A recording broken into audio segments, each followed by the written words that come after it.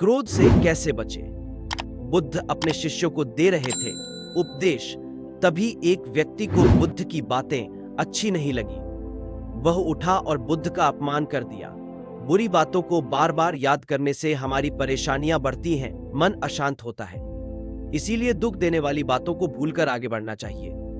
इस संबंध में गौतम बुद्ध का एक प्रसंग प्रचलित है। गौतम बुद्ध अलग अलग क्षेत्रों में भ्रमण करते और अपने शिष्यों को उपदेश देते थे। एक गांव में वे उपदेश दे रहे थे।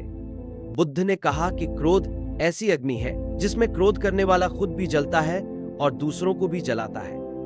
बुद्ध के प्रवचन सुनने के लिए बड़ी संख्या में लोग वहां बैठे थे। उन लोगों में बहुत गुस्से वाला एक व्यक्ति भी बैठा हुआ था। उसे ये बातें पसंद नहीं आई। वह अचानक उठा और बोलने लगा कि बुद्ध, तुम पाखंडी हो। बड़ी बड़ी बातें करना ही तुम्हारा काम है। तुम लोगों को भ्रमित कर रहे हो। तुम्हारी ये बातें आज कोई मायने नहीं रखती हैं। व्यक्ति लगातार बुद्ध को अपमानजनक बातें सुना रहा था। वहां बैठे सभी लोग ये देखकर हैरान थे कि बुद्ध ये सब शांति से सुन रहे थे, लेकिन कुछ बोल नहीं रहे थे। क्रोधी व्यक्ति बुद्ध को शांत देखकर और ज्यादा क्रोधित हो गया। वह बुद्ध के पास गया और उनके मुंह पर थूककर वहां से चला गया। घर पहुंचकर क्रोधी व्यक्ति का मन शांत हुआ तो उसे अपने किए पर बहुत पछतावा हुआ।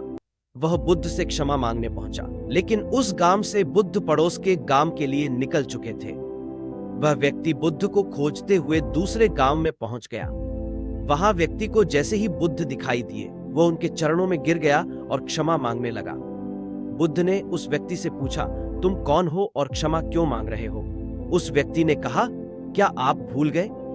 मैंने कल आपके साथ बुरा व्यवहार किया था, आपका अपमान किया था।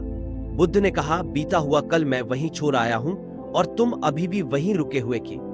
तुम्हें गलती पर पछतावा है। तुमने पश्चाताप कर लिया। अब तुम निष्पाप हो गए हो। बुरी बातें याद करते रहने से हमारा आज बर्बाद हो जाता है। इस आदत की वजह से भविष्य भी बिगड़ सकता है। इसीलिए बीते हुए कल की बातों को भूलकर आगे बढ़ना चाहिए। उपदेश: क्रोध करने वाला खुद भी जलता है और दूसरों को भी जलाता है।